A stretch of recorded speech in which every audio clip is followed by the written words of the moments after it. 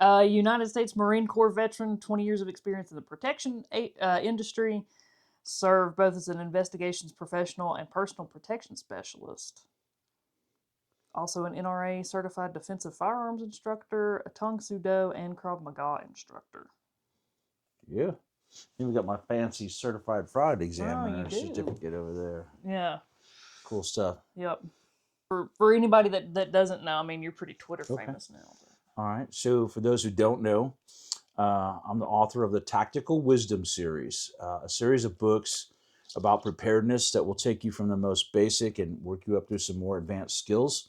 Why should you listen to me?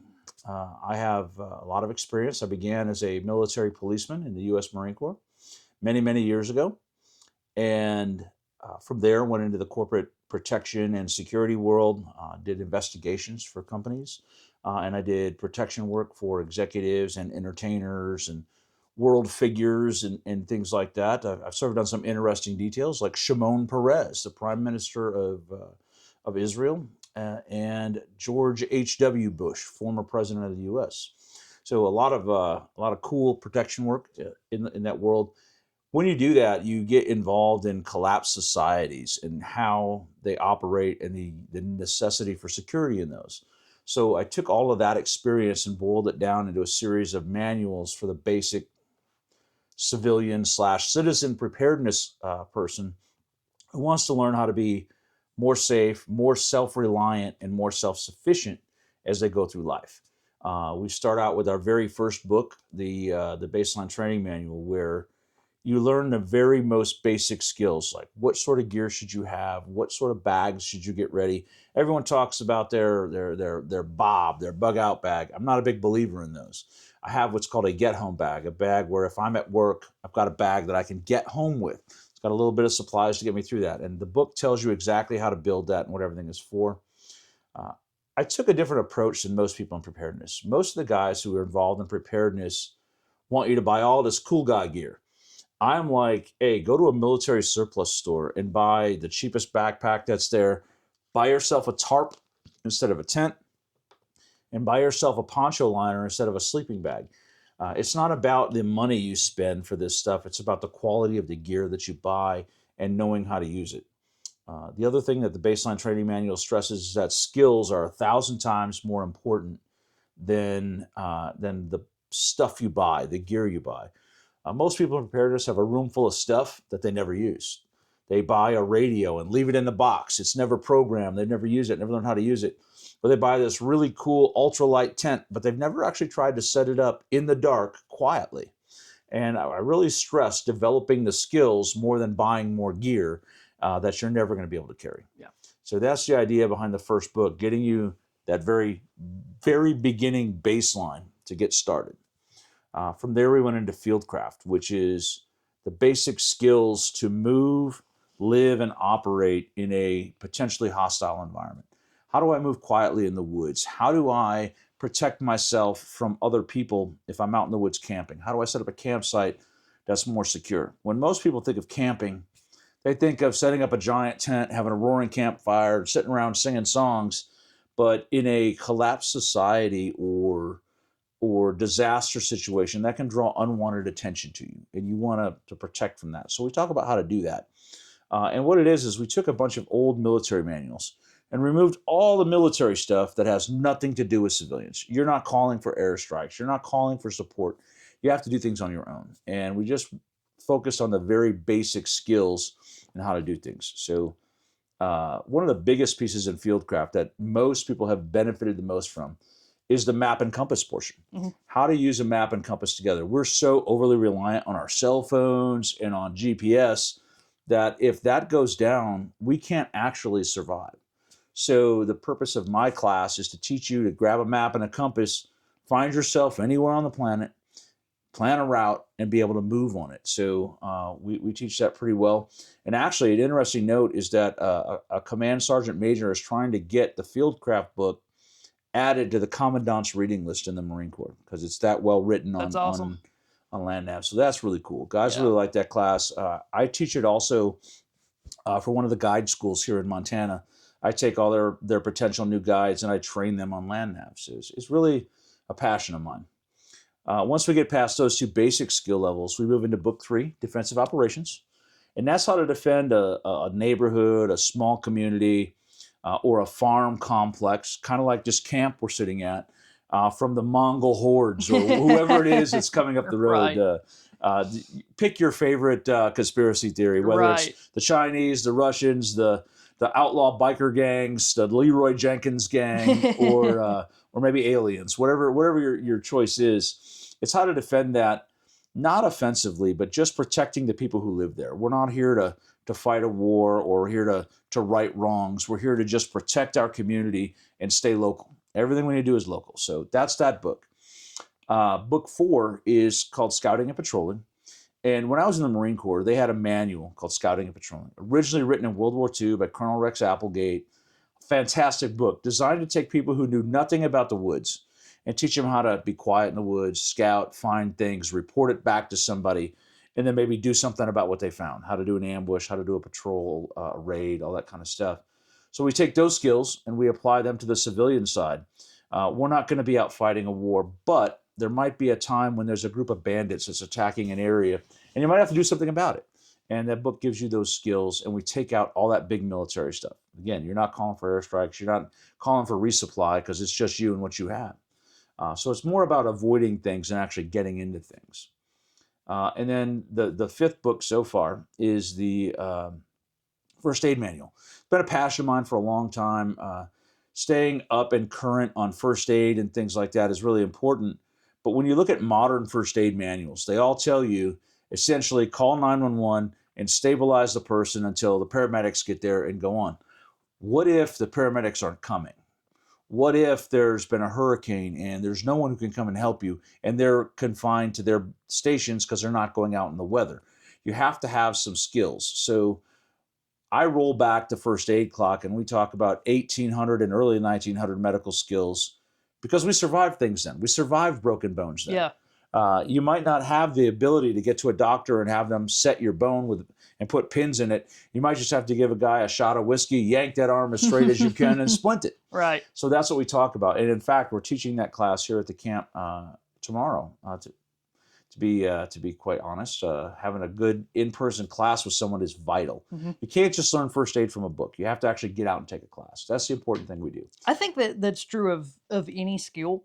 Absolutely. And I hear all the time, like, oh, I'm a visual learner. Like, oh, no, I'm an auditory learner. Like, no, you comprehend that way, but exactly like right. The way that your brain actually works, the way that it has to write new pathways, you have to do it. The only way you can learn is by doing. My books are a great start, but unless you actually get out in the field and do it, you can't learn it. I can read about resection with a map and compass and be like, okay, I get it. But until I actually get out and I take the compass and I look at a mountaintop and I get an azimuth and I draw it on my map and look at something else and draw that on my map and see where the lines intersect, I won't get it. Yeah. The only way to get it is to get out and practice. That's why we also offer the training classes on all of the books. I offer Fieldcraft as a training class. My defensive operations book is broken down into the community security ops class. We had to say it that way because at the time I wrote that training class, I lived in Michigan. Yeah. And they will arrest you if you teach people to do anything more than community security. Yeah. So we got that class out there. And then the other class that I teach right now currently is a combatives class where we get out and we learn how to use our hands, feet, sticks, and knives to defend ourselves. Because you can't always go to a firearm. You can't always go to some other lethal option. You have to have some other skills too. You and I talked about that just the other day, that there are places you go where you can't have a firearm. Yeah. And there are situations where a firearm isn't appropriate, but you do need to defend yourself. So my combatives weekend is a great time to come out and learn all those skills. Yeah. I love that time. you teach that because one of my, I guess, more unpopular gun opinions is that it's not always like the best or most convenient option to carry a gun, and people get all pissed off about that. Like, oh, you could just ignore no gun signs. Like, yeah, you can, but then you're legally you're kind of asking for trouble, and like, you're going to lose your ass at some point. So, well, there's also situations where if I'm being attacked by someone who's really, really close to me and they have a hold of me, introducing a firearm into that situation is the worst idea. I've got to create space. So I need the essential trapping distance, we call that, knees and elbows, trapping distance skills to create space to enable me to safely introduce a firearm in Yep. that situation.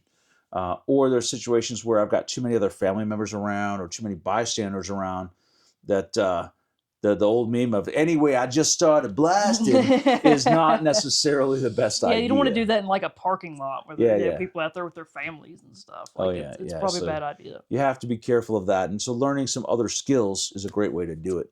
Absolutely. So. I want to hear some stories about the George H.W. security So detail. this is pretty cool. I worked for the Amway Corporation, executive protection at the time, and we always maintained a presence at their hotel that they own downtown. There was the hotel security, and there was always one of us there. And whenever a dignitary came in, we were assigned to their detail to coordinate with them. So George H.W. Bush was staying there, and the coolest story is that in the middle of the night, he wanted a cup of coffee. And one of the Secret Service guys says, "Hey, man, you want to take it to him?" I'm like, "Are you serious right now?" "Absolutely, I want to take it to him." So I went up there and I handed him a cup of coffee. He's like, "Well, good evening, young man." And I introduced myself to him, but it's one of those things where this guy meets 1,000 people a day. You don't think he's ever remember you. Well, the next day when he's walking into the event, he's walking with his detail, and I'm blocking a corridor in the hotel so nobody can come up it. And he walks by and he goes, "Oh, well, there's a familiar face." And he walked over and shook my hand. I'm like, "Well, good morning, sir." Cool. And he kept going. So he's kind of a neat and personable guy in that regard. Whatever you think of what he did politically, he is actually a very neat and personable guy, or he was. It was pretty cool to meet him. The Shimon Peres detail was at a similar time frame. He was staying there, and we had a fire alarm go off. And it was because somebody was smoking in a hotel room, but it sets off the air handler smoke alarm. So the hotel guys run up to the thing, and I'm trying to slow down the Israeli Shin Bet security guys, right? Well, they got Uzis in their hand, and I'm like, "Guys, it's just a fire alarm." Like, "Yes, but somebody could be setting it up." I'm like, "Dude, no, they're not. I promise you they're not." And we got up there and we showed them where the smoke was coming from and all that, and they calmed down. But we helped get him around town, got him to the airport, got him to his event and back. But pretty interesting. That's pretty cool. Interesting. Yeah. Yeah. Who else have you done? I mean, as far as like celebrity, I mean, I'm sure some of you probably can't talk about. No, there's some that I won't talk about because they're still clients of mine. Right. Okay. Some media figures. One in particular who gives speeches against the trans agenda, and I felt really drawn to help her with that. So that one has always been pretty cool, and I helped her with the stalker ahead of time. But a lot of media figures, and actually at one point, Hulk Hogan and Andre the Giant. And ironically, today with Hulk Hogan's passing, they came to Lansing, Michigan for an event, and I was assigned to his detail for the day. What was funny about that was back in the day, everyone thought Andre the Giant and Hulk Hogan hate each other, but we would take them to a restaurant after the event together, and they would hang out and have dinner. They were homies, but that was one of the cooler ones. But just all kinds of people, and because when I heard about it this morning, I was like, "Dude, did you hear Hulk Hogan died?" And you're like, "You're reminding me of this." Again. I'm like, "Look, I'm already having a bad day." I thought you were just a big like WWE fan. I didn't know you actually never was a big WWE fan, but I've actually met him like several times. Like whenever he came to Michigan, we were on his detail, and pretty cool guy. That's cool. Yeah, that's awesome. Yeah. So just in honor of him, we're going to say, "Hey, brother," one time. "Hey, brother." Him and Macho Man are living it up. Living it up, man. They're doing all right now. Man, that's cool. I bet you got. We were talking. We were into like the general store the other day, like when we went to eat, and you were just telling all kinds of stories. Like it's just another day for you. I'm like, I sitting there like, I can't believe this. Like this is crazy. You learn to like ignore the craziness going on around you and just get the job done. Yeah. Especially when you're driving around in other countries where the rules aren't the same, right? Like even something as simple as traffic laws are ignored in most of the rest of the world. Right. And you just learn to shut that out, do your job, get the client to where they're going and come back. Even if it's, a member of the Coalition Provisional Authority rebuilding a bridge in Iraq, it's still got to get done. You got to ignore everything else going on around you, help the guy get the job done. We did some reconstruction work with Haiti.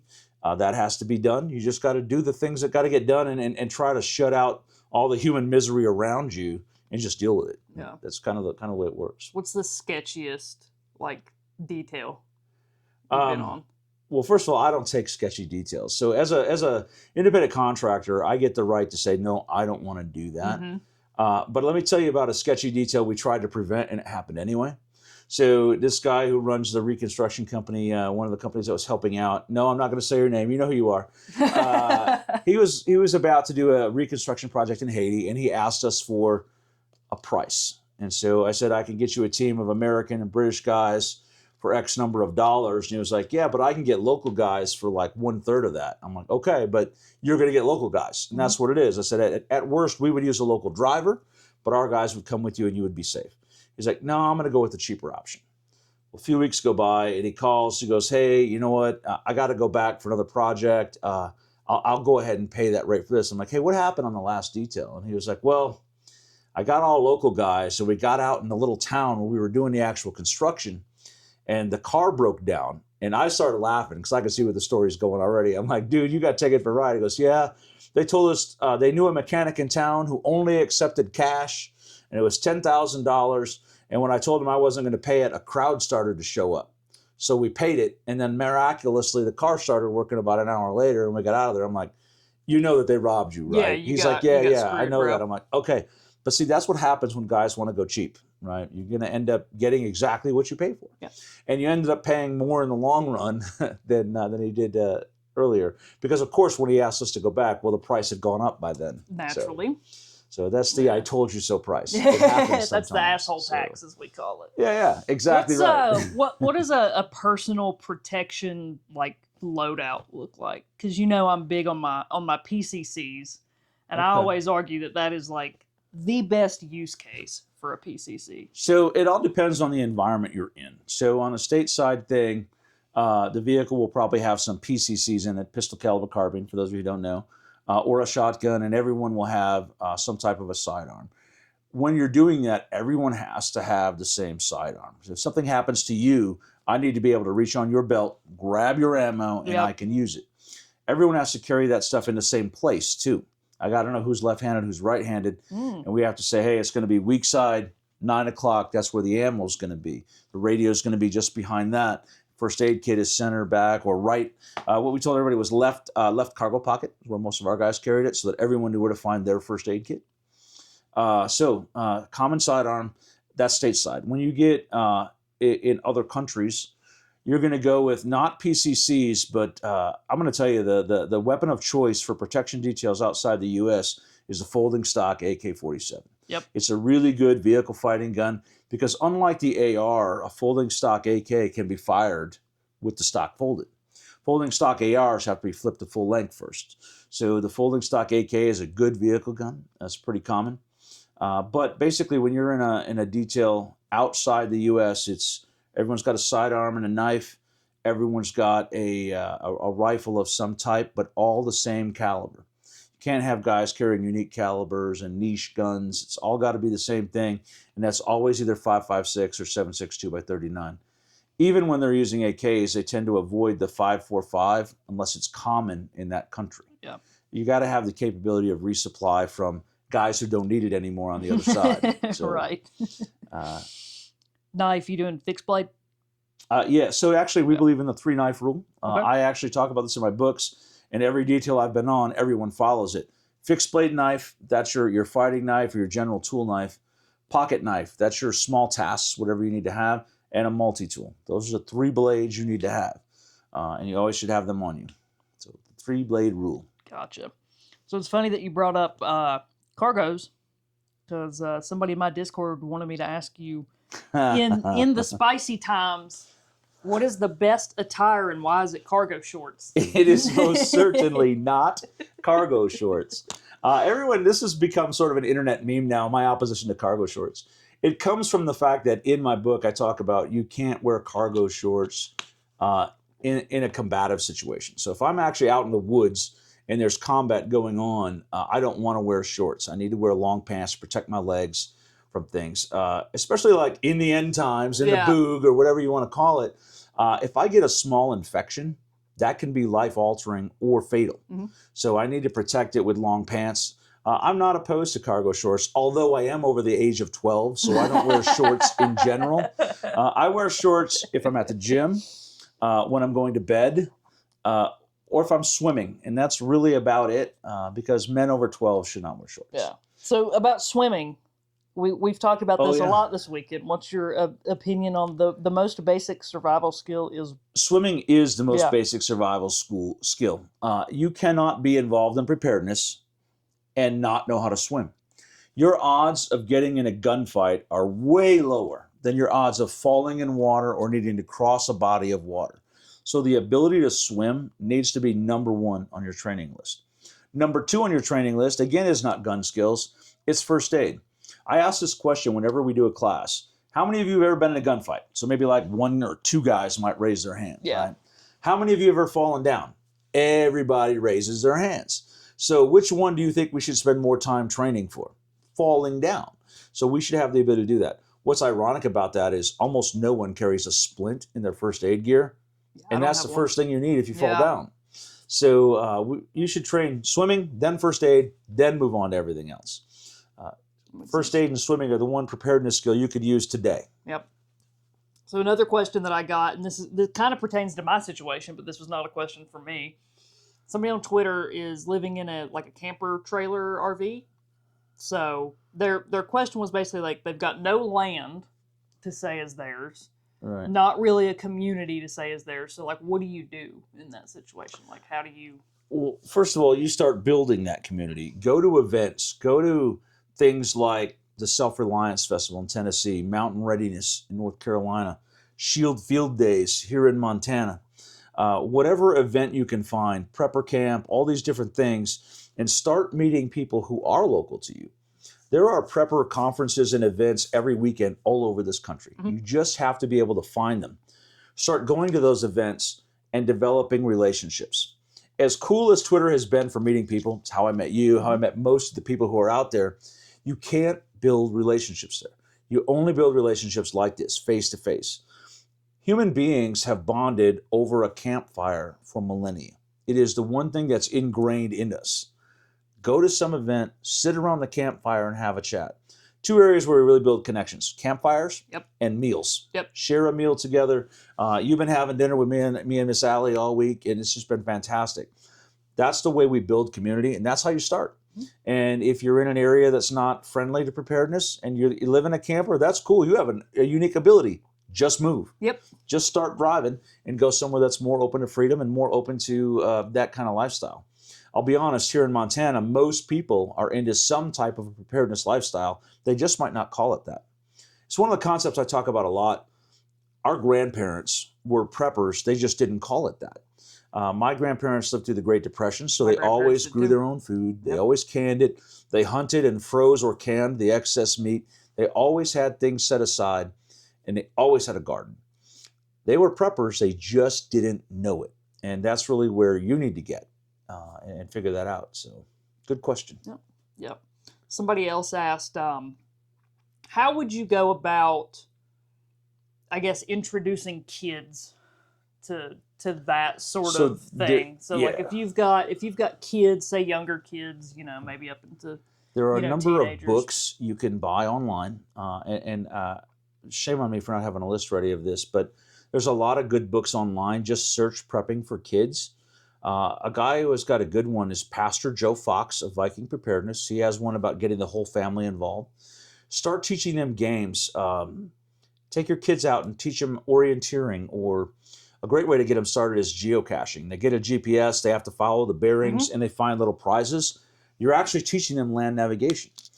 Teach them to do things with a compass. Teach them how to find and identify trees. The biggest thing you can do to get kids involved is getting them out into the wilderness and getting them started to learn and in love with the outdoors. From there, preparedness becomes easy. There are lots of games and activities you can do in some of these books. I believe Aiden Tate, also a great guy who writes books on preparedness, has a book geared towards kids for preparedness. So there are a lot of books out there. Get them involved early. And when you teach a kid a skill, they actually like it. Buy them a BB gun. So they start learning firearm safety. Buy them like science kits that involve them getting out and gathering things from nature. So they start to learn to identify plants they can eat. Teach them how to purify water. Kids think that's the coolest thing ever. Yeah. Right? Find little activities that pique their interest. Teach them how to build a fire. I've never seen a kid that is not like enamored. Dude, we're by starting fire. a fire, right? Hey, let's learn how to start a fire. Yeah. But instead of a lighter, we're going to use our little flint and steel Right. and do it. Don't get me wrong. If Daniel Boone and Davy Crockett knew about the Bic lighter, they'd have had a Bic lighter. All right. But kids like to learn that kind of stuff. And once a kid knows they can start himself a fire, one of two things is going to happen. He's going to be a fire starter. It's a bad thing. Not really. I'm just kidding. Or he's going to learn to be more self-sufficient. Hey, I can do this if I needed to. Yeah. It's an important thing. Map and compass is a great way to introduce them to. Well, let me tell you a little bit about Camp Ponderosa and what we do here. Yeah, let's talk about the camp, because I didn't realize that you guys had this much infrastructure here when I pulled up. I was like walking around, I was like, damn, like there's all sorts of stuff. And yeah, then, I tell everyone, I tell everyone I live on my own personal private military compound. And Mike Bennett wrote it into his book that way too. So basically, Camp Ponderosa is owned by the Northwest Montana Veterans Food Pantry. And all of our activities here support them. Feeding and taking care of homeless veterans. We also teach job skills. We teach them to come in out of the woods and get back into society. Alan Erickson, the founder of the camp and the founder of the food pantry, says that in Montana, for every homeless veteran you see on the streets of the cities, there are 10 out living in the woods. So what we do at Camp Ponderosa is we create a safe place for guys to come out of the camp in the woods, come here and stay for a couple of days, learn a skill, talk to some people, gather his thoughts, and then reintegrate into society. We're trying to bridge that gap and convince those guys that it's okay to come in and then head on out. What we're also doing here is we're building a self-sufficient community here in the Swan Valley where we have our classes. People from all around the country come here for classes. I've taught here. NC Scout teaches here, our good friend Brushbeater. Kay from Combat Studies Group has taught here, and we're getting several others to come out here and teach. War Lizard Tactical will be here next year with a really good class. The purpose for us hosting those is, one, it generates income for the food pantry, but people then begin to learn that this is a place for like-minded folks to come and relax. You come to any event here, you're welcome to come back and camp whenever you want. Just give me a call, make a reservation, we'll find you a spot. We want it to be a community of like-minded folks, so you don't have to worry about who's on the next campsite, who's here. And if, God forbid, something bad happens, you know you've got a team of people here who are going to help each other. So what we've got here is we've got the Gatehouse building with a bunch of rooms that we rent out. The VA does counseling here with veterans, and we would like to get them to do more of it here.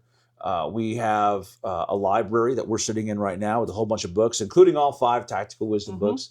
And I swear, the largest collection of Western books on the planet right over there. Easily. And then right over here, we have a whole shelf of the Twitter author books, which is actually very, very cool, supporting our community. And then we have a media room where you can come and watch movies and hang out. But across from us, we have really the center of our community, which is the dining hall. We could seat about 100 people at a time in the dining hall, big commercial kitchen, walk-in fridges and freezers where we serve meals when we're having classes here. That builds that community, brings people together. But we also accept donations of meat from hunters and from the game wardens during the hunting seasons, and we process that meat and then give it out at the food pantry to needy veterans. So everything here gets used for dual purpose. We've got our own fire engine here, which is very cool. It is very You cool. saw the fire engine. We're going to have it out over the weekend so the kids can climb on it and play on it, all that kind of stuff. Then we have a giant lodge building that we're trying to renovate. We're trying to raise about $2.1 million to renovate that building. It's going to have 12 more bedrooms in it. It's got a full-size gym. We just let the dogs act like fools in the gym. Our dogs set some world records on the 50-yard dash out there racing each other. I've never seen 2 dogs race before, but they really did. They really did, yeah. It was kind of poor funny. Thor, his weight did not help him, man. No. She was way out in front of him. Anyway, but we've got a full gym over there. We've got gym equipment, treadmills, weight machines, things like that. And we're trying to build that into where the community center is going to be. It's got a meeting room in it. It's got classrooms. It's got places for people to stay. And we actually could probably house a couple hundred people here at a time if needed. Easily. In the event of a crisis. We have unlimited camping space here.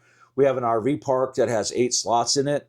And we're pretty full this weekend for the event. And we have our own wastewater treatment plant. So as you mentioned, this camp has massive amounts of infrastructure. And until we came here and started running classes here, it was largely unused. And we met Alan and Linda and really felt like we wanted to support their mission. And the best way we could do that was by getting people aware of the camp, what we do, and that they can come here and support it. So it's been really great. Donors have been fantastic. All of the people out there in Twitter land and YouTube land who, when I said, hey, we need X, Y, and Z at the camp, it shows up. Mm-hmm. We got a guy like Matt who's out here. Reverend Hazmat from Twitter is out here. He's redoing all the electrical infrastructure and all the internet infrastructure for free at his own expense. Just a fantastic group of people coming together to build this community center we have. So it's a pretty awesome camp. Everyone should come out here. Yeah. Like I said, when I showed up, I couldn't believe like the infrastructure that was already here. I was like, this is like. Yeah, it's really cool. Like it's way more developed than most people think. Mm-hmm. They don't realize they're going to come here and we're going to have Starlink everywhere, right? All over. And well, except for today when it went down everywhere. Except for today when it went down everywhere. And Linda was convinced that we had done something to the Starlink with our improvements we were making on the camp. And I'm like, I promise you that wasn't it. We added some radio repeaters today. So we've got some better communications infrastructure. It is very self-sufficient, and that's what I'm all about. So we're pretty excited to introduce more people to it. No. Awesome. You can check it out at veteranscampponderosa.org on the internet, and there's a spot there to donate. But there's also photos of the whole property and everything we have going on, and we're going to be adding a calendar of events so that people can come here. Oh, now I know. I was going to give you the Sibley treatment. Where's book 6? Okay, so book 6. Book 6, getting the Sibley treatment. First of all, Sibley, I know what you're going to do to me, and you, bro. All right, anyway. Book 6 is being developed, but I'll be honest, I have really kind of been in a slump lately. World events have me all stressed out, and I'm like, why should I get this out? And no one's going to read it, but because it's all going to collapse before then. But I've decided to stop blackpilling and just push through and get it out.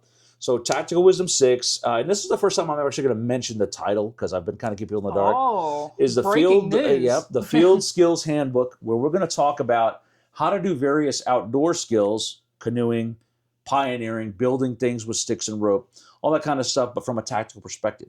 You can't just, in a collapsed society, you can't just throw a canoe in the river and start moving. You have to plan that out, how you can do it tactically and safely, how to move in pairs with canoes and how to do all that kind of stuff. We're going to talk about how to build bridges across water, excuse me, ways to move a little more securely. We're going to talk about some more secure ways of building fire that have a lower signature, that aren't going to be big blaring fires that everyone can see. And a lot of little skills like that. There'll actually be a chapter on knot tying. Most people just assume you know how to tie knots. So we're going to go over a few that are useful for what we do. It's going to be cool. I guarantee it'll be good. And we will get it out as quick as we can. Yep. You got like a release date on that yet, or? Yeah, the day after I get it done. That's the release date. Well, I would like to have that and another one out by Christmas, so we shall see. Cool. Awesome. Good stuff. Well, I think that pretty much wraps it up. Well, thank you for your time. I'm good if you are. Thank you for doing this. This is awesome. Awesome.